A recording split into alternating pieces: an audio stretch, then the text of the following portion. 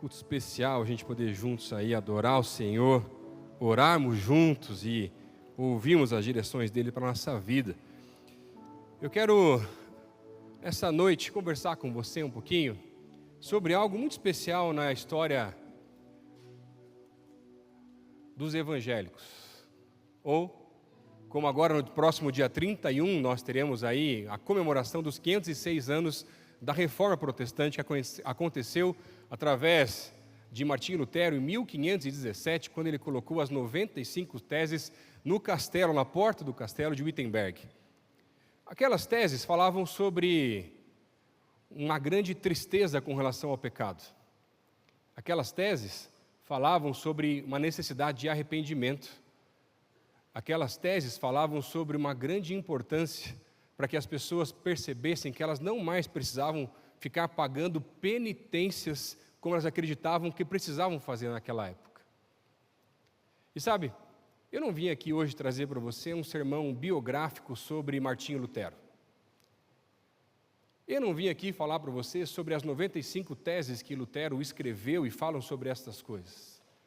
Eu não vim também falar para você sobre as 5 solas, que são a base do credo evangélico, protestante, que vieram a partir dos escritos de Martinho Lutero, são fundamentais, com certeza, não tenho dúvida disso. Mas eu quero olhar para algo ainda mais profundo do que esses materiais que foram gerados por um ser humano como eu e você. Inspirados pelo Senhor, com certeza. Porque, na verdade, existe um texto ou um versículo que é o texto que mais impactou a vida daquele homem. Romanos 1, versículo 17, que vai dizer: o justo viverá pela fé. Eu creio que um grande despertamento espiritual naqueles dias, juntamente com Lutero e seus predecessores, na verdade vieram não simplesmente por uma simples indignação ou por algumas desavenças com a religião da época. Elas vieram inspiradas pela palavra de Deus e a profundidade da sua palavra. Tanto que no caso de Lutero, esse texto que ele vai citar, na verdade é um texto do livro de Abacuque, capítulo 2, versículo 4, que vai dizer: o justo viverá pela fé. Abacuque, ele tem uma discussão, tem uma conversa juntamente com Deus, e no capítulo 2 ele se coloca numa torre de vigia, e à medida que ele começa a esperar e aguardar para que o Senhor venha trazer direções e respostas para a sua vida, o Senhor vem e fala: olha, escreva essa visão em lugares grandes, com letras garrafais, para que quem passar correndo possa ver e ler mesmo à distância. O justo viverá pela fé.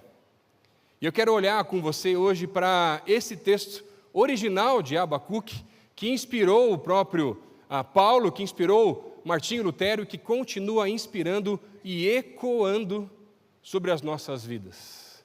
Muito mais do que escritos humanos, escritos daquilo que o Senhor já revelou na sua palavra. Eu quero olhar junto com você para esse texto e entender como que, através de Lutero, mas como que a reforma foi tão forte, mas tão forte, tão profunda, porque ela começou no secreto. À medida que Lutero se encontrava com o Senhor, e ele começou a entender cada vez mais esse texto, que para ele, não só o livro de Romanos, mas esse versículo é algo essencial para a vida dele, vai nortear o seu próprio ministério. Como que isso pode continuar ecoando e como isso pode e precisa continuar ecoando na minha e na sua vida. Um dos lemas da reforma naquela época não era simplesmente causar uma única reforma, mas que eu e você, e mesmo as pessoas daquela época, pudessem continuar se reformando e se reformando para que pudessem cada vez ser mais parecidas com o nosso Cristo Jesus. Entre os seus predecessores, como Wycliffe, Savonarola ou John Hus, que quando foi preso pelo próprio Papa e foi sentenciado à morte, pouco antes de morrer, ele vai dizer: olha, vocês podem até matar John Hus, que Hus na língua alemã significa ganso, e esse era o termo usado, e ele vai dizer: olha, mas daqui a 100 anos, Deus vai levantar um cisne, e aquilo que Deus já começou, Ele vai continuar para a sua glória. 102 anos depois, Lutero estava pregando as 95 teses lá no castelo de Wittenberg, e começando essa grande reforma que continua ecoando também aqui nos nossos dias. E eu quero olhar junto com você para esse texto. Se você puder abrir a sua Bíblia no livro de Romanos, capítulo 1, versículo 17. Quero olhar junto com você e a gente entender como que esse texto foi tão forte, partindo das Escrituras Sagradas na vida de um homem, que o levou a ter uma mudança de vida assim tão grande que nós também precisamos para as nossas vidas. É muito interessante porque nos escritos do Novo Testamento, essa mesma citação de Abacuque aparece 3 vezes. A primeira no livro de Romanos, e o livro de Romanos fala basicamente sobre justiça. A segunda, no livro de Gálatas, que fala sobre vida cristã, ou a liberdade da vida cristã. E a última, aparece uma citação no livro de Hebreus, onde o livro, na sua essência, vai falar sobre fé. Juntando essas 3 citações, o que nós juntamos e temos aqui, o justo viverá pela fé. Eu quero olhar para cada uma dessas 3 palavras desse texto de Abacuque, inspirado nas citações do Novo Testamento, para olhar no livro como um todo e entender como nós podemos continuar ecoando aquilo que foi tão forte, mas tão forte na vida desse grande homem de Deus, que o levou a causar uma reforma e continuar e não se acovardar, mesmo em meio às perseguições e às dificuldades que aquele homem veio a passar. Aquilo que veio do Senhor para Abacuque, ecoou por Paulo, que impactou Lutero e pode sim falar também conosco aqui nos nossos dias. Romanos, capítulo 1, a partir do versículo 16, pode acompanhar comigo a leitura? Diz assim a palavra de Deus: Pois não me envergonho do Evangelho, porque é o poder de Deus para a salvação de todo o que nele crê, primeiro o judeu e também o grego, porque a justiça de Deus se revela no Evangelho, de fé em fé, como está escrito, o justo viverá pela fé. Vamos orar mais uma vez? Senhor Jesus, nós queremos te agradecer por essa noite tão especial que nós podemos ter na tua presença. Eu quero te agradecer, Deus, porque mesmo em meio às nossas murmurações, mesmo em meio às nossas dificuldades de poder chegar até aqui hoje por causa da chuva, mesmo tendo sido tão difícil para parar o carro, a gente quer glorificar ao Senhor e quer pedir, Deus, que isso fique cada vez pior, em nome de Jesus, Pai.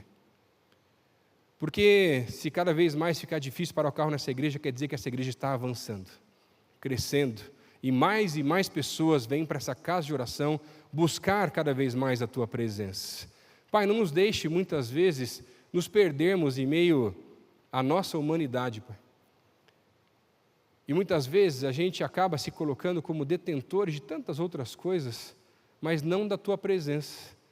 Por isso eu quero te pedir, Deus, nos ensina hoje através da Tua palavra, a como nós podemos ecoar cada vez mais e as pessoas possam olhar para nós e perceberem que nós somos pessoas justas que vivem pela fé, Pai.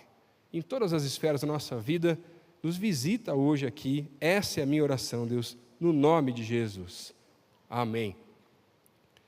O termo justiça e as suas variações aparece cerca de 60 vezes no livro de Romanos. A justiça é o tema central da carta de Romanos, dessa que era a carta favorita do próprio Martinho Lutero. E aqui Paulo vai dizer que, em primeiro lugar, ele não se envergonha do Evangelho. Afinal de contas, essa carta era destinada para os cidadãos romanos. Pensa agora os cidadãos romanos diretamente naquela cidade, naquela capital, em que, na verdade, se achavam realmente os donos do mundo e eram aquele olhar mais altivo. O que é que eles dariam atenção para uma nova religião ou para simplesmente alguém que havia sido crucificado, que era a pior das mortes e que vinha através de alguém muito pobre, carpinteiro e não tão conhecido? Aquilo não era algo que trazia atenção para aquela época, não naquela região. Mas Paulo vai dizer que mesmo assim, ele não se envergonha do Evangelho e por ter conhecido o Senhor, ele vai e começa agora a escrever essa carta, tentando destiná-la a esses leitores, para que eles pudessem entender realmente o que era a justiça de Deus. E é interessante porque, na verdade, quando a gente olha para a época, a gente vai ver que muitas vezes a Roma, ou aqueles cidadãos, eles estavam muito mais preocupados com o status, eles estavam muito mais preocupados com classe social, muito mais preocupados com o avanço do reino e outras coisas que têm a ver com conquistas. E Paulo vai chegar exatamente nesse ponto para começar a escrever a sua carta. Se fosse trazer para os nossos dias, falaríamos sobre meritocracias também. Por exemplo, o que Paulo está dizendo é, olha, não importa o que você faça, não importa o que você deixe fazer, não importa a maneira que você se veste, não importa simplesmente, talvez, você pensar os recursos que você tem, porque a salvação, ela não se conquista, ela é mediante a graça. Não é sobre o que você pode oferecer ao Senhor, porque Ele já se ofereceu por mim e por você.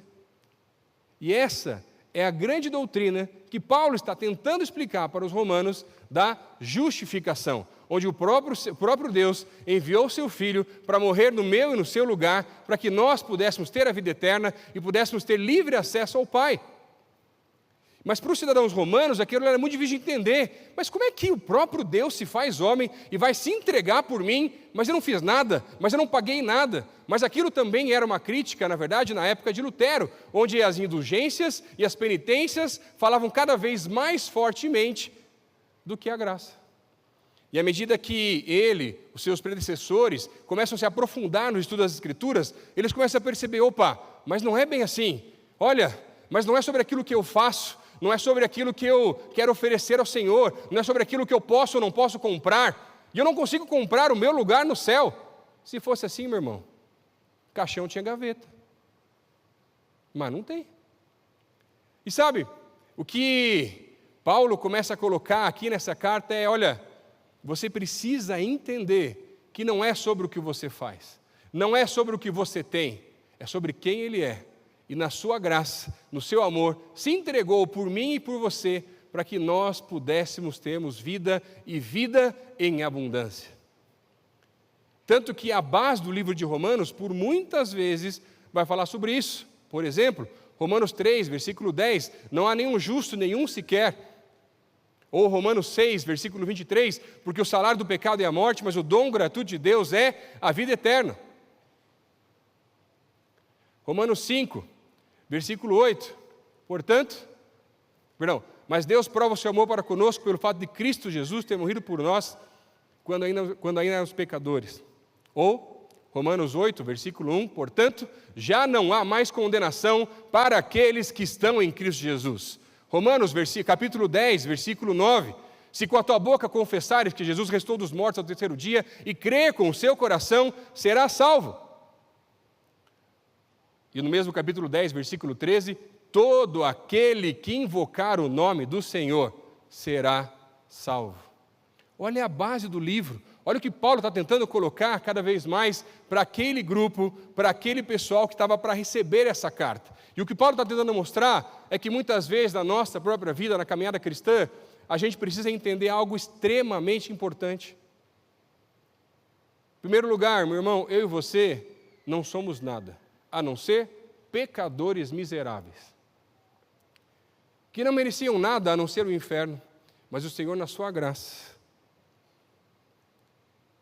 nos justificou, ou pagou o preço no nosso lugar, e por isso, não precisamos mais fazer sacrifícios com sangue de animais, porque o sangue do próprio Deus foi vertido na cruz, e assim nós podemos ter vida eterna em Jesus. Olha que coisa linda! Essa carta ela é maravilhosa, mas à medida que você alcança esse dom gratuito do Senhor, que não tem a ver com mérito ou conquistas, é sobre isso que Paulo está falando, a sua vida vai sendo transformada.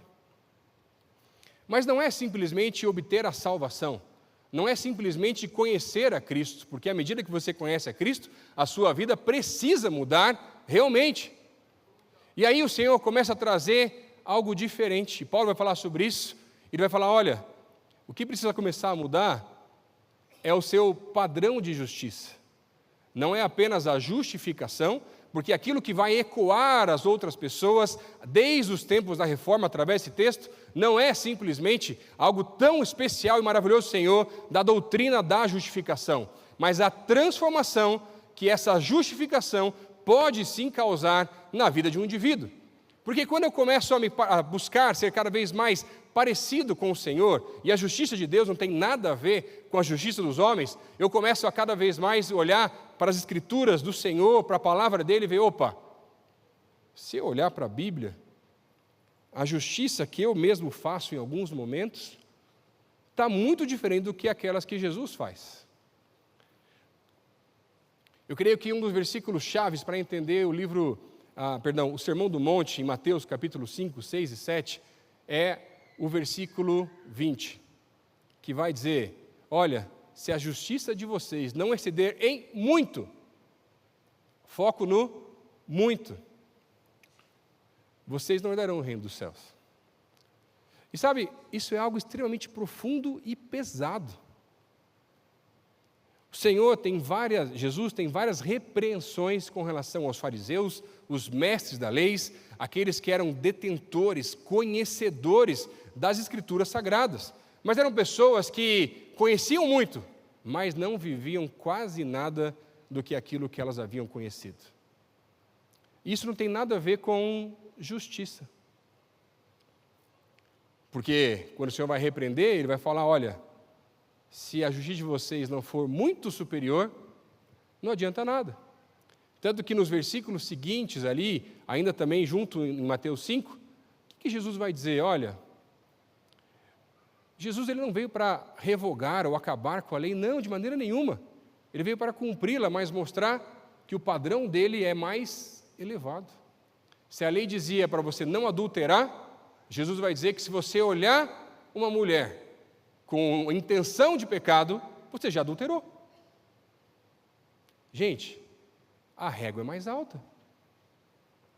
Ou então, o que ele vai dizer? Olha, se você levar um tapa em do seu rosto ou na sua face, o que você tem que fazer? Dá outra face. Gente, a justiça de Deus, de uma maneira humana, não faz sentido algum. A lei vai dizer, não matarás.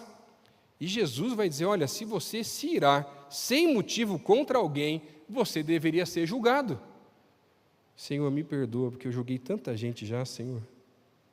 Era assim com você também? Fala a verdade.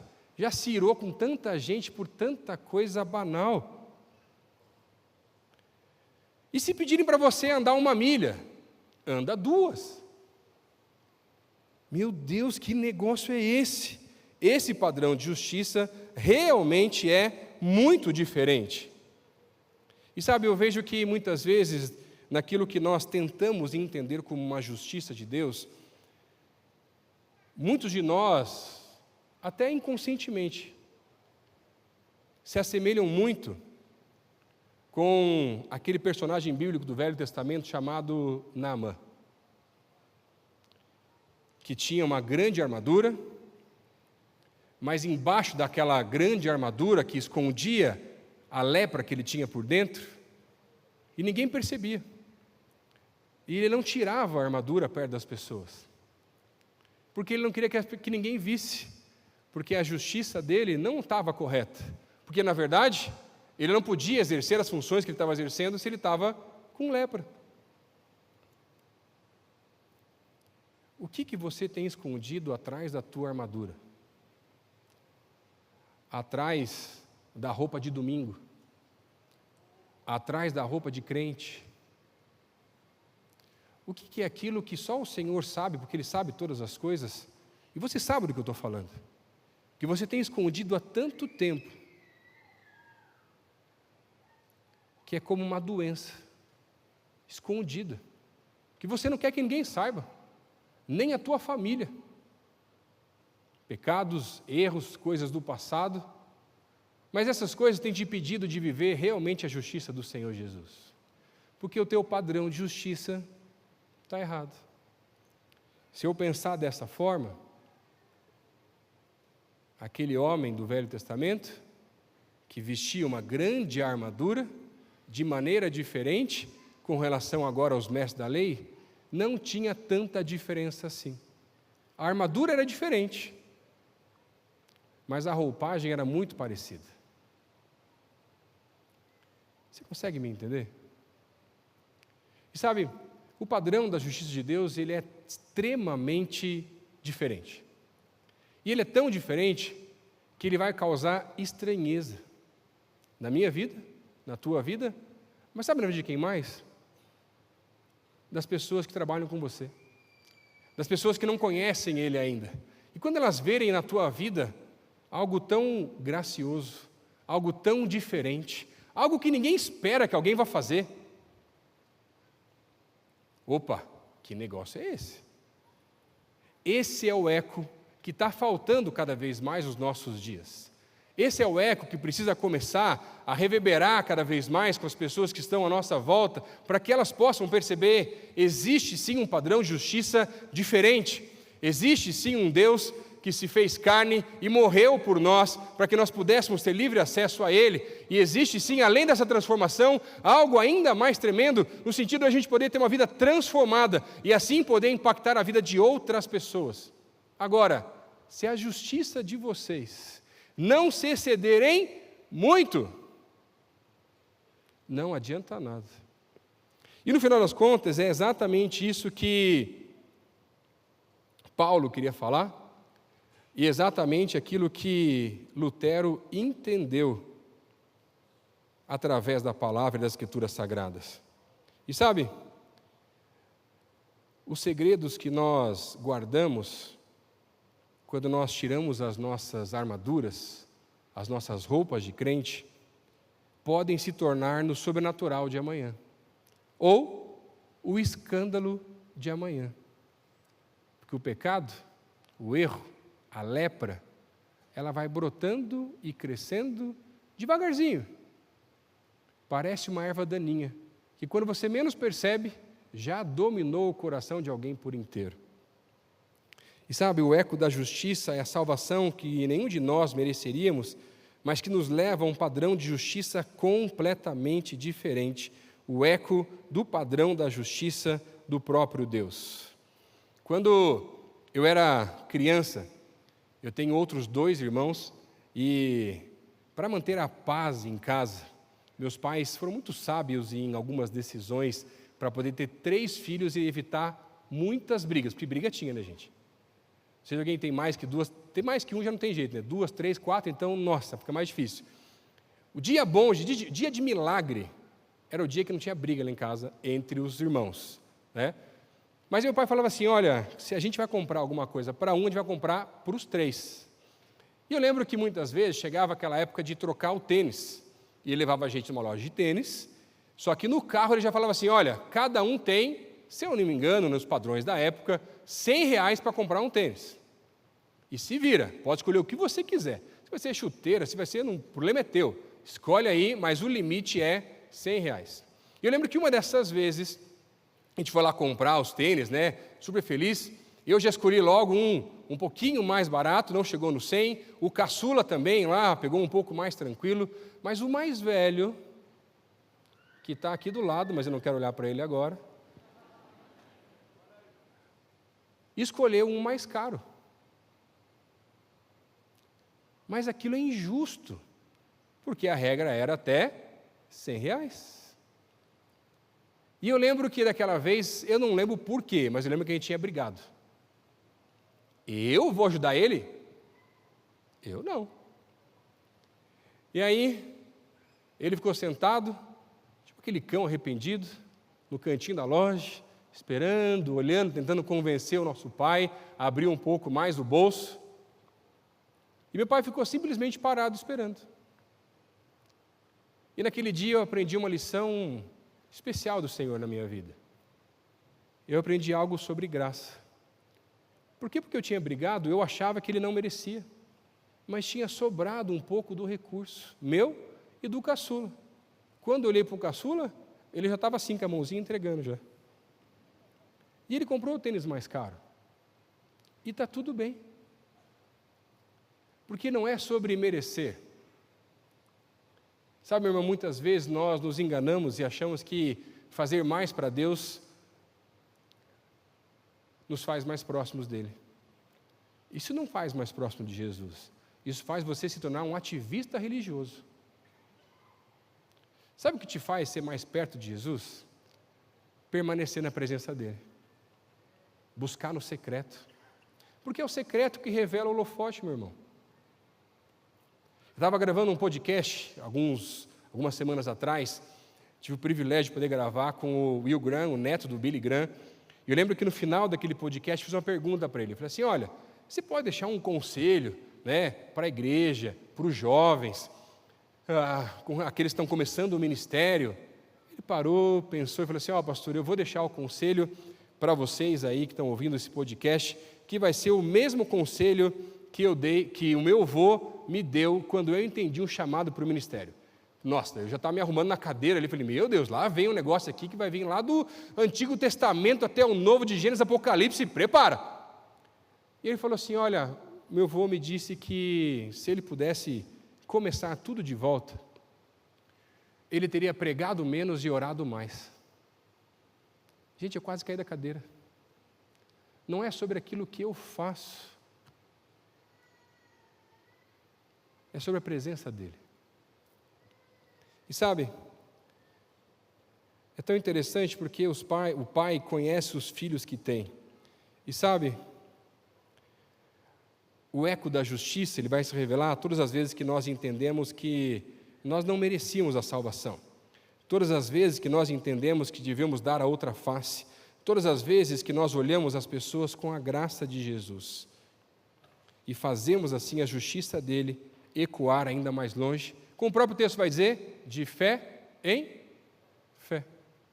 O segundo eco que eu quero olhar com você aqui, nessa noite, abre a tua Bíblia no livro de Gálatas, capítulo 3, versículo 10. Essa é o segundo momento do Novo Testamento em que essa expressão lá de Abacuque é colocada também e mais uma vez citada na palavra de Deus. O segundo eco que esse texto nos revela é o eco da vida. Versículo 10 diz assim, pois todos os que são das obras da lei estão debaixo da maldição, porque está escrito, maldito todo aquele que não permanece em todas as coisas escritas no livro da lei para praticá-las. É evidente que pela lei ninguém é justificado diante de Deus, porque o justo viverá pela fé. Ora, a lei não procede da fé, mas aquele que observa os seus preceitos, por eles viverá. O livro de Gálatas, Paulo, quando escreve, ele vai começar a mostrar realmente a vida cristã em liberdade e não simplesmente em detrimento da lei. Jesus não veio para revogá-la, mas para mostrar que pela lei ninguém poderia se justificar. E vai inclusive dizer isso como uma maldição, e esse texto ali é uma referência a Deuteronômio capítulo 27. Não tem como ser justificado pela lei. Isso só é possível pela graça diante de Deus. E por isso Paulo vai mais uma vez dizer aqui no livro de Gálatas, o justo viverá pela fé. Meu irmão, se tem alguma coisa que você tem que sair daqui hoje decorado é o justo viverá pela fé. E sabe, é muito interessante, Paulo coloca isso exatamente nesse livro, porque esse livro vai falar sobre a vida cristã, sobre a liberdade que nós precisamos aprender, que nós temos em Cristo Jesus, que não tem nada a ver com libertinagem, porque tem sim muita responsabilidade. E quando eu penso no contexto da época de Lutero, isso é extremamente libertador, porque ao invés de seguir uma série de regras que não provinham das Escrituras, ele começa a estudar e vai entender que ele poderia voltar às Escrituras e viver um relacionamento com Deus, uma vida não mais escrava do pecado ou do peso do cumprimento de regras e leis que não provêm das Escrituras. Tanto que Gálatas capítulo 5, versículo 1, um dos textos chaves dessa carta é: foi para a liberdade que Cristo nos libertou. A carta de Paulo aos Gálatas vem em resposta aos ensinos de falsos mestres da época que estavam tentando misturar a lei e a graça. E Paulo escreve em defesa do Evangelho para uma vida cristã de liberdade. O que Paulo faz aqui é mostrar a maneira de viver o Evangelho. Se somos justificados, agora a questão, além de sermos justificados, é como é que nós devemos viver a nossa vida em Cristo Jesus. E o que Paulo começa a mostrar é que nós precisamos aprender a viver pela fé. Não é mais aquilo que nós gostaríamos, não é mais aquilo que nós queríamos ou desejávamos, mas é pela fé que nós acreditamos que o Senhor pode sim transformar a nossa vida, que o Senhor sim é todo poderoso para fazer infinitamente mais do que tudo aquilo que nós pedimos e até mesmo pensamos. Tanto que em Gálatas, mesmo no capítulo 5, Paulo vai falar sobre os frutos do Espírito. Aquilo que começa a ecoar da nossa vida à medida que começamos a caminhar com Cristo. Paz, bondade, mansidão, domínio próprio. Mas é interessante porque no final, quando ele termina de falar sobre os frutos do Espírito, ele vai falar: e contra estas coisas não há lei. E sabe, será que você tem vivido dessa mesma forma?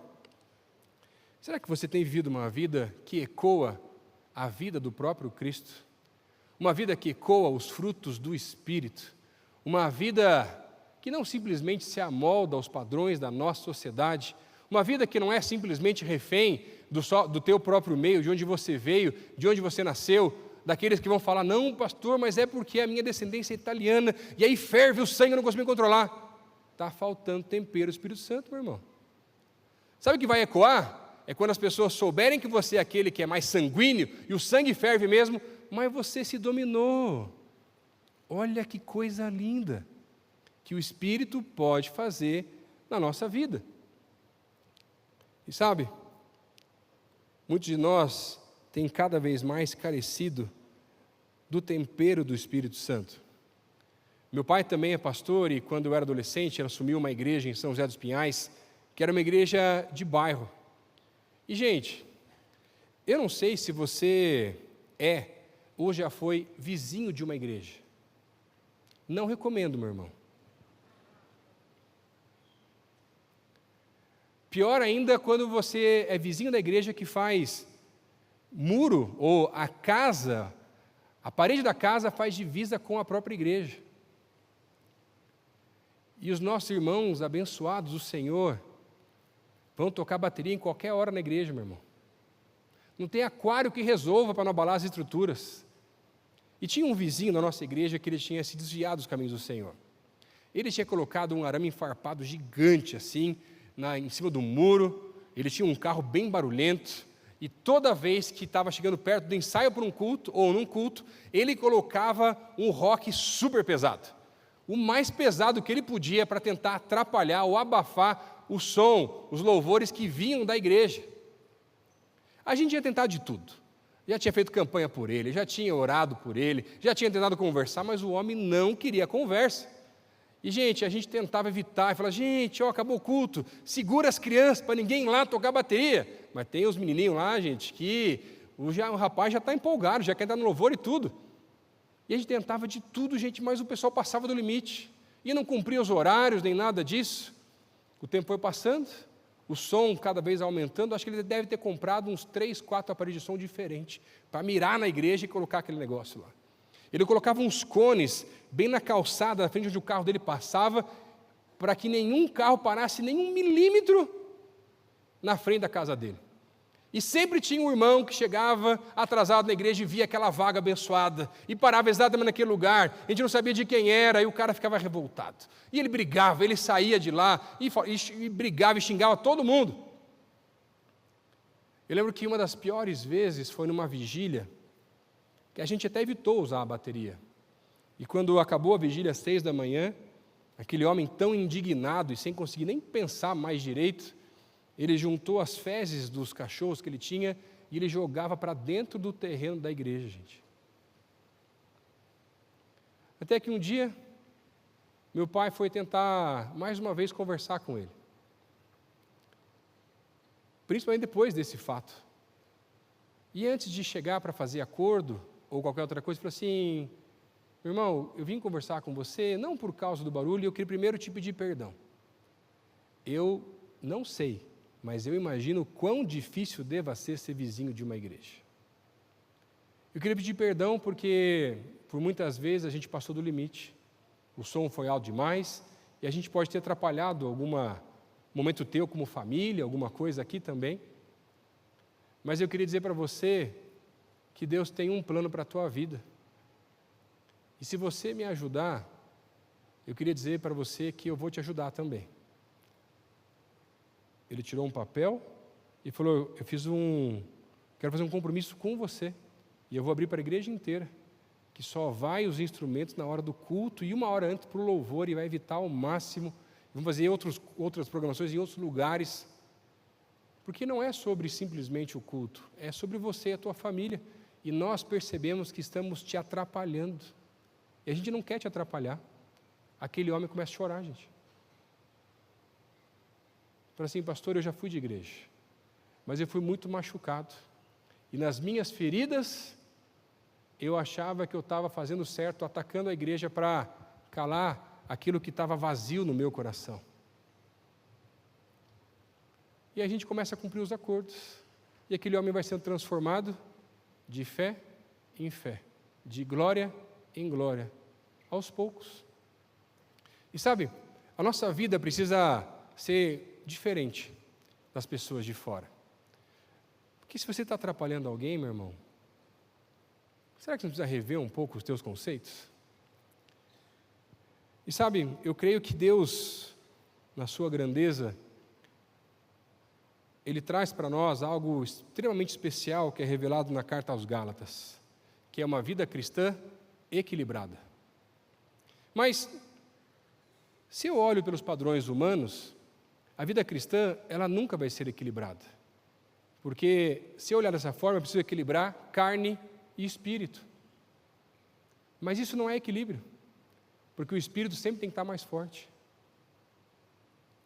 Ou seja, pensando dessa maneira como na carta aos Gálatas, a vida cristã correta aos olhos humanos é uma vida desequilibrada, que está olhando cada vez mais para aquilo que o Senhor quer fazer, que está olhando cada vez mais não para aquilo que eu quero, mas para aquilo que Ele quer. É sobre isso que essa carta fala. E muitas vezes eu vejo que para nós falta equilíbrio. Eu não sei se você percebeu, mas muitas vezes eu vejo que no nosso país e até em outros lugares, existe uma certa dualidade em meio às igrejas. Parece que existem aquelas igrejas que são detentoras da palavra de Deus, os remanescentes, guardiões das Escrituras, mas que não vivem muitas coisas no Espírito. De outro lado, temos as igrejas do fogo, do poder de Deus, mas que carecem do conhecimento das Escrituras Sagradas e por isso fazem tantas coisas que não deveriam ser feitas. Marcos capítulo 12, versículo 24, quando Jesus vai repreender mais uma vez os fariseus, ele vai dizer, olha, vocês pecam porque vocês não conhecem as Escrituras e o poder de Deus. É como uma moeda de duas faces, mas a moeda é a mesma.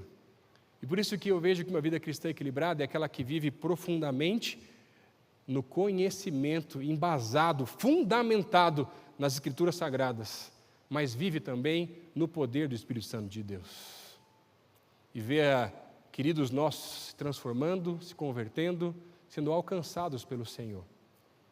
E sabe, eu vejo que muitas vezes, muitas igrejas por aí têm se dividido, o que é horrível, gente, o que é triste. E sabe, eu vejo essa igreja maravilhosa, com tantos ministérios crescendo, aflorando. Eu não sei se você sabe, mas há 2 anos atrás, em meio aos adolescentes dessa igreja, a gente tinha uma média de 400 a 500 adolescentes por culto. Mas esses meninos tão novos entenderam uma direção do Espírito, fundamentado na palavra de Deus. Se prepararam, se consagraram. Sabe quantos adolescentes tinha no culto sexta-feira passada? 1.600.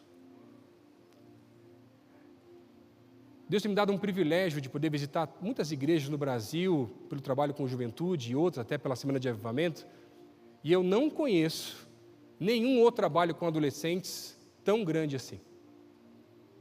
E nos jovens? Gente, passou a pandemia, no finalzinho, a gente começou a fazer 2 cultos aos sábados. A nossa oração era que todo sábado tenhamos aqui pelo menos 3.000 jovens aqui adorando ao Senhor. Eu já rodei bastante lugar por aí, meu irmão. Muita igreja conhecida. Sabe aquela que bomba na internet? Com todo respeito. Não tem essa quantidade de pessoas que tem aqui. Se esses não são os maiores, são alguns dos maiores. Eu não quero errar, por isso que eu falo assim. E não é para se orgulhar, meu irmão. Porque isso é graça de Deus. Agora, se eu olho para isso de maneira diferente, eu começo a perceber que em tão pouco tempo tem muito adolescente e tem muitos jovens se convertendo. E aí tem um desequilíbrio, porque tem muito neófito ou novo na fé que precisa e carece cada vez mais daquelas pessoas mais experientes, dos nossos anciãos, daqueles que já têm um tempo de caminhada muito maior do que nós. E eu me coloco nessa situação, mesmo com os cabelinhos brancos aqui, porque na verdade, como juventude, a juventude ela é sim muito impetuosa, e muitas vezes não mede esforços, mas aqueles que estão na nossa igreja, que já viveram muito mais tempo na caminhada cristã do que nós, têm agora essa missão de nos ajudar, inclusive, encontrar, filho, olha, não vai por esse caminho, filho. Eu já vi isso acontecer, eu já vi isso na minha época, vamos ajustar um pouquinho mais para cá, um pouquinho mais para lá, não é sobre aquilo que eu prefiro ou não prefiro, mas sobre aquilo que é embasado na palavra de Deus, e aí a gente para de simplesmente ficar brigando, se desentendendo, ou falando, nossa, você viu que lá nos jovens, adolescentes, está tudo errado, porque a roupa é assim, porque não sei o que lá, porque a luz é porque não sei o que, meu irmão, Deus fala no escuro, Deus fala no claro, Deus não está preocupado com a iluminação de uma igreja, com todo respeito, eu creio que Deus está nos visitando sim de maneira diferente, eu creio que sim, Deus vai manter unida essa igreja. Paulo fala em Romanos, no capítulo 15, sobre aqueles que são fortes e fracos na caminhada de fé, e ele faz uma referência, na verdade, ao tempo das caravanas, do tempo do Êxodo, onde aqueles que são os líderes, os mais aptos, são aqueles que vão dar agora, na verdade, a direção, seguindo a nuvem da caravana, mas aqueles que vão dar a velocidade, são os mais debilitados, os idosos, aqueles que têm mais debilidade, e a caravana vai chegar junto, e como igreja, nós vamos chegarmos juntos, sim, em nome de Jesus, e por isso que nós precisamos tanto um dos outros.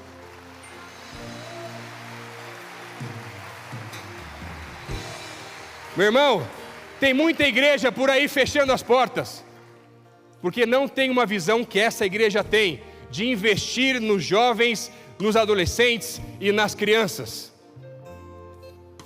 Os nossos ombros precisam ser os degraus da próxima geração. Mas se nós não entendemos isso e buscarmos esse equilíbrio, e esse equilíbrio ele é desequilibrado porque vai gerar estranheza algumas vezes, porque existem coisas geracionais que são difíceis para nós lidarmos entre as gerações, mas nós precisamos uns dos outros para olharmos mais uma vez para a palavra de Deus e ver aquilo que a palavra tem revelado, para que possamos caminhar juntos cada vez mais, firmes, unidos, porque isso vai revelar mais uma vez a glória de Deus. Quando as pessoas de fora olham para nós e veem divisão, isso revela simplesmente a carne e não o Senhor Jesus. Último, só para eu fechar com você aqui, o justo viverá pela fé. Hebreus capítulo 10, versículo 38, vai falar sobre isso. Mas meu irmão, a fé vem pelo ouvir, e ouvir a palavra de Deus. Quando eu olho para o cenário que Martinho Lutero estava envolvido, eu vejo que são tantos os trâmites e a complicação política que havia naquela época, que para que desse certo ele não fosse simplesmente mais um, como os outros que haviam sido mortos, foi tanta coisa louca para acontecer, meu irmão, que só pode ser explicado pelo próprio Deus. As pessoas têm que olhar para mim e para você e ver, olha, existem coisas na tua vida que só podem ser explicadas porque a mão de Deus está sobre aquela igreja, porque a mão de Deus está sobre aquele povo, porque a mão de Deus está abençoando de uma maneira que eu não sei explicar. Eu conheci uma senhora hoje chamada Dona Graça. Ela foi missionária de Jocum por 20 anos. Enquanto ela morava na Turquia, ela teve um filho. Seu filho nasceu precoce, de 7 meses, mas os médicos acreditados, achando que ele iria morrer, ela ficou 10 dias sem ver o filho, porque a realidade daquele país era diferente, e Deus dá uma palavra para ela. e fala assim: olha, minha irmã, você vai até essa criança, você vai colocar a mão no coração dela e você vai recitar o Salmo 23. No outro dia, aquela criança vai fazer uma cirurgia. No outro dia, o médico liga para aquela família e fala assim: olha, eu não vou mais fazer a cirurgia, eu não sei o que aconteceu, mas essa criança não tem mais nada. É pela fé, meu irmão. Esses dias eu estava com um amigo nosso, de uns pastores da Albânia, e eles falando que eles haviam comprado um terreno, estavam tentando comprar um terreno mais distante de 2 irmãos muçulmanos, e eles não queriam vender por nada aquele terreno. E aí, numa semana, Deus faz uma reviravolta. Um norte-americano tem uma visão de Deus num sonho, envia dinheiro para essa igreja para comprar um terreno, e ninguém tinha falado nada para ele. Eles vão negociar mais uma vez com aqueles irmãos, eles vendem por metade do preço. No outro dia, depois de ter vendido, assinado todos os contratos, fala assim: olha, não dá para devolver o dinheiro, a gente não sabe o que aconteceu conosco, eu acho que vocês nos hipnotizaram, a gente não queria vender para vocês, mas já estava vendido. Começam as obras daquela igreja, e à medida que começam as obras daquela igreja, um senhor daquela vila, que morava naquela região ainda, que antigamente era dominada pela ex-União Soviética, ele começa a gritar: parem as máquinas, parem. E eles falam: mas o que está acontecendo? Olha, eu não sei se vocês sabem, mas aqui nesse lugar havia uma igreja. Eu construí a minha casa depois que a União Soviética destruiu as igrejas, com os muros, as pedras dessa igreja, mas aqui existem as fundações ainda dessa igreja, e existe uma crença na nossa vila de que um dia a igreja iria ser reconstruída, e vocês estão fazendo aqui exatamente isso, porque a palavra de Deus vai continuar prevalecendo nos nossos dias. E eu olho para essas histórias que vão trazer cada vez mais fé e mais fé aos nossos corações. Pela fé, eu creio que essa igreja vai ficar pequena assim, em nome de Jesus. Pela fé, eu creio que o terreno aqui do lado já é nosso, em nome de Jesus. Pela fé, eu creio que essa igreja vai atingir cada vez mais cidades, mais países, e mais pessoas vão conhecer ao Senhor Jesus. Pela fé, de fé em fé, de glória em glória, eu creio que o Senhor vai nos visitar e vai nos levar para lugares mais altos. E tudo isso, meu irmão, não vem simplesmente da eloquência de um pregador. Vem da palavra de Deus que diz: o justo viverá pela fé. Eu quero orar com pessoas hoje aqui. Se Deus falou o seu coração fortemente hoje, dizendo que precisa ecoar cada vez mais a justiça, a vida e a fé do próprio Cristo na tua vida, eu queria pedir para você ficar de pé no teu lugar, eu quero orar junto com você. Eu creio que se isso não mudar na nossa vida, a gente não vai conseguir chegar onde Deus quer nos levar de verdade. Porque se muda em casa, e se muda em cada um dos lugares que a gente frequenta, dia após dia. Meu irmão, é pela fé.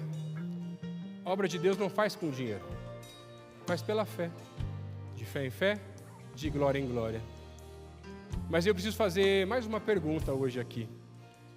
Queria pedir para você que está de pé, fechar teu olho onde você está e orar e falar assim: me mostra, onde está faltando ecoar cada vez mais aquilo que ecoou por tanto tempo através da história da igreja, desde o tempo de Abacuque, passando por Paulo, na carta aos Romanos, passando ali também pelos reformadores, chegando aos nossos dias.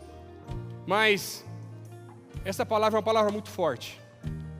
E ela vai falar que um dia Deus enviou o seu próprio Filho para morrer no meu e no seu lugar. Que não é sobre aquilo que eu faço, aquilo que eu tenho ou que eu posso comprar, mas Ele nos amou primeiro. E por isso já não há mais condenação para nós. E se hoje, nesta noite, você quer convidar a Jesus para ser o seu Senhor e Salvador, eu queria pedir para você levantar a mão onde você está, eu quero orar junto com você. Amém, amém ali atrás, tem mais gente, amém, amém, amém, amém, amém ali em cima, amém, amém aqui no meio, aqui, amém, amém, amém, tem mais gente aqui do lado, amém, amém, amém, amém, pela fé, meu irmão, amém, amém, amém. Deus está nesse lugar hoje trazendo uma transformação de vida. Mas eu queria te pedir mais uma ajuda. Eu queria pedir uma ajuda também para os nossos pastores, os diáconos que estão aqui presentes. Eu queria pedir para você vir aqui à frente. Eu quero poder ter o privilégio de te dar um abraço. Você que levantou a mão no teu lugar, e logo depois a gente vai orar, encerrando esse culto. Você levantou a mão, vem para cá. Eu quero poder ter esse grande privilégio de poder te dar um abraço nesse lugar. Porque aos 9 anos de idade, foi a mesma coisa que eu fiz.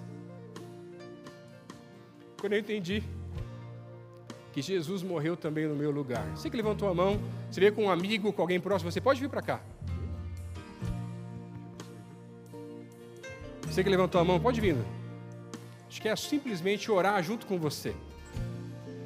A gente fica tentado a não vir, mas aí a decisão não vai acontecer, meu irmão. Você tem que vir para cá, se colocar na brecha de verdade. Pode vir para cá, pode trazer um parente, um amigo. Vindo, pode vir para cá. Quero orar junto com você nesse lugar. Amém. Amém.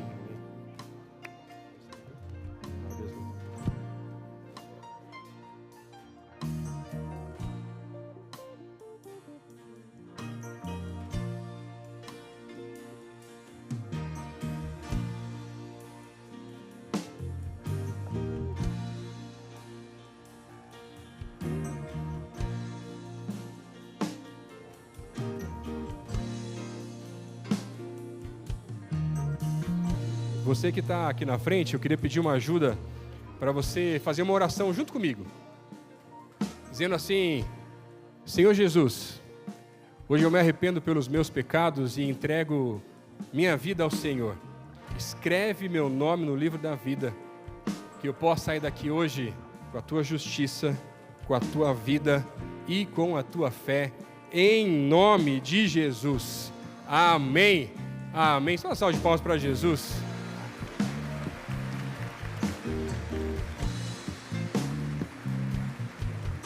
Olha que coisa linda.